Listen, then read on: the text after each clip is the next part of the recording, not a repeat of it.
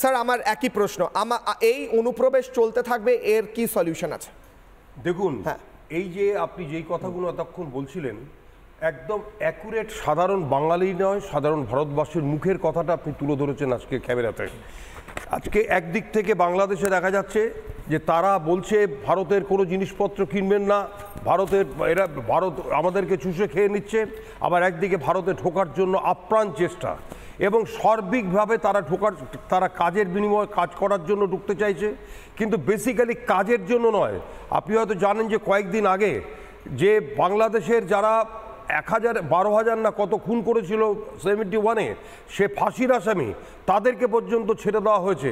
Central জেলে, বাংলাদেশের Dhaka jail এবং বিভিন্ন জেল, চট্টগ্রামের জেলে যেই সব সন্ত্রাসবাদী যারা ছিলেন, যারা মুক্তিযোদ্ধাদের খতম করেছে, যারা যুদ্ধের সময় সাধারণ বাংলাদেশের নাগরিককে খতম করেছে, তাদেরকে পর্যন্ত ছেড়ে দেওয়া হয়েছে। তাদেরকে একটাই বলেছে, আপনারা যে কোনোভাবে পশ্চিমবঙ্গে ঢুকুন, ভারতবর্ষে ঢুকুন।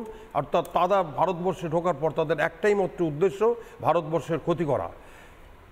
আমাদের মাননীয় প্রধানমন্ত্রী যেই কথাটা বলেছেন, যে একটাই কথা, ভারতবর্ষের দিকে যদি কেউ বেকা দিকে তাকায় তার জন্য চোখ ব্যবস্থা আমরা করব। আপনারা শান্তিতে থাকুন, কিন্তু ভারতবর্ষের দিকে তাকালে তার ব্যবস্থা কিন্তু সাথে সাথে করা হবে। ওদের চিৎকার করে বলছিল না যে চিকেন নেক, সে 22 ফুট শিলিগুড়ি করিডোর। একটা কথা বলে দিই, এই চিকেন নেক কিন্তু বাংলাদেশের দুটো চিকেন নেক আছে, একটা রংপুর, একটা চট্টগ্রামের দিকে।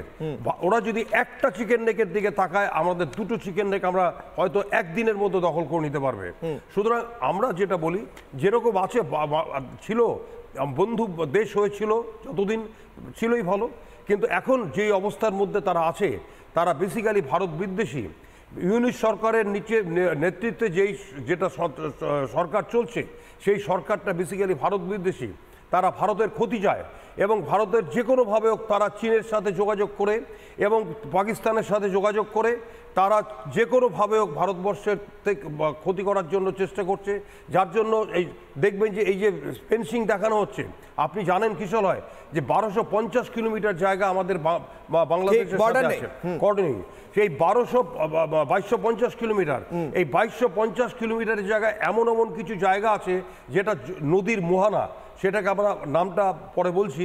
সেই নদীর মোহনা থেকে তারা আমাদেরকে বর্ডারটা ধরা হয়, সেইখান থেকে শুরু করে অনেক জায়গা আছে যেখান থেকে ওরা ঢুকতে পারে।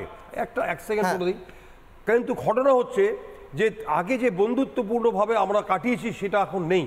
তারা যে কোনোভাবে হোক, জলে স্থলে যে কোনোভাবে হোক, তারা চাইছে ভারতবর্ষে ঢোকা এবং ভারতবর্ষের ক্ষতি করা। কেন ঢুকতে চাইছে আমি এটা বুঝতে পারছি না।